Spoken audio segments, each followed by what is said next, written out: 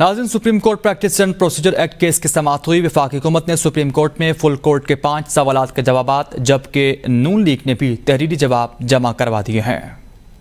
Supreme court میں وفاقی حکومت کی جانب سے دیے گئے جواب میں کہا گیا کہ 8 رکنی بینچ کی جانب سے قانون کو معطل کرنا غیر آئینی تھا۔ سابق چیف جسٹس نے قانون کو معطل کرتے ہوئے بینچ تشکیل کے بعد فیصلے دیے۔ اگر قانون برقرار رہتا ہے تو اب تک کے فیصلوں کو عدالتی تحفظ فراہم کیا جائے۔ عام قانون سازی سے آرٹیکل 184(3) میں اپیل کا حق دیا جا سکتا ہے۔ پارلیمنٹ نے قانون سازی کر کے توہین عدالت کیسز میں اپیل کا حق فراہم کیا۔